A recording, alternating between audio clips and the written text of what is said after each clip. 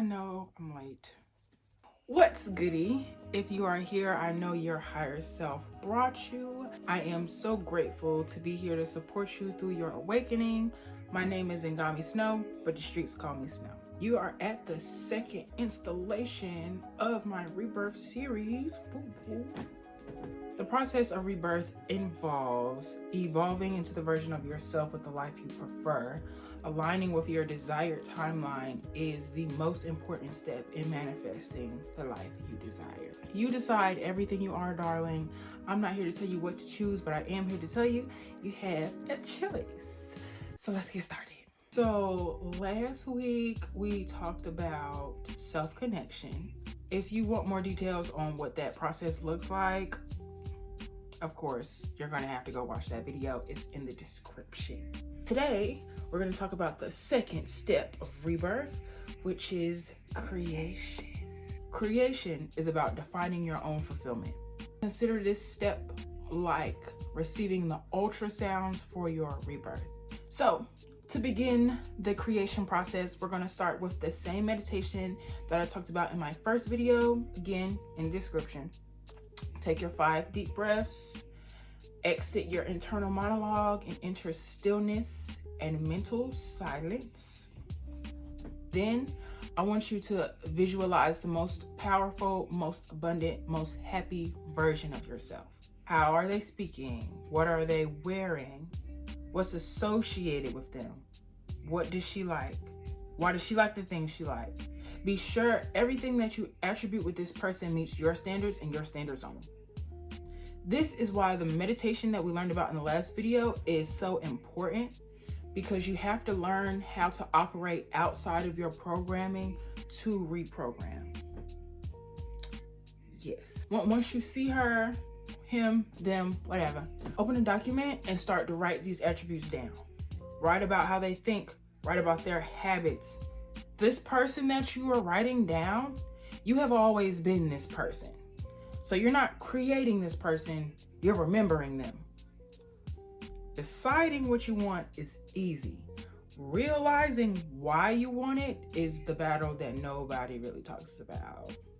But we gonna talk about it. So let's talk about it. When I first went through the process of creation, I visualized myself as glamorous and successful, but specifically amongst the people who I felt like did me wrong. I wanted the people who hurt me to see my accomplishments and see me happy, and I wanted them to feel envy, and I thought that envy would make them feel regret for how they treated me. Prioritizing this, however, manifested a timeline for me where I continued to feel like I had something to prove. And I felt like I had something to prove because I blamed myself for the things that other people did to me. So I was abundant and I was glamorous. I was surrounded by people who were secretly in competition with me or secretly envying me. So amongst all this glamour and abundance, I was not only super anxious, I was lonely. I was very lonely. And the lashes and the money and the lace fronts and the trips were not loving me back. They were definitely making me look nice, but they weren't loving me back. They weren't filling my cup. So the next time I went through the creation process, I visualized myself as glamorous and successful, period.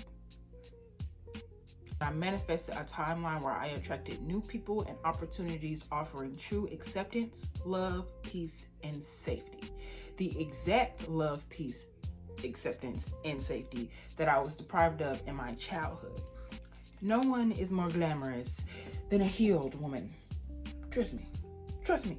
And I said that to say, the new you that you design deserves peace and happiness that is not dependent on the approval of others or the sacrifice of yourself. Do not give any other person other than yourself the honor of deciding who you are. Do not give any other person other than yourself the honor of deciding who you are. Now that you see who you are in the new space that you are entering, who will you bring with you and what will you bring with you as you enter this new space? We'll talk about that next time.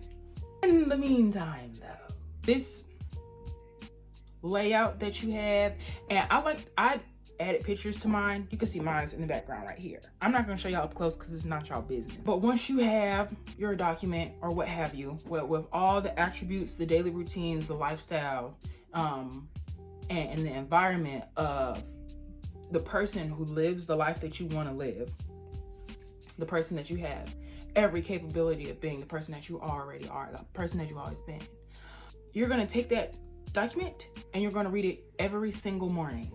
Every morning. So as soon as you wake up, that's the first thing that you're gonna read, so you know how to show up.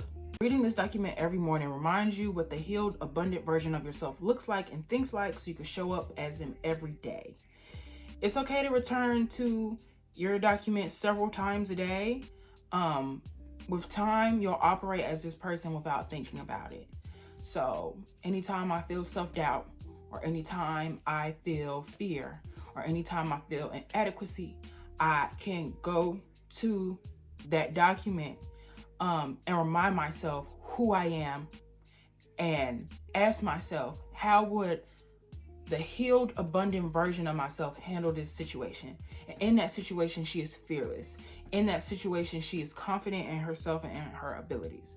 And I know at your core, the healed, abundant version of yourself is too. Okay, 4 key takeaway points from this video today.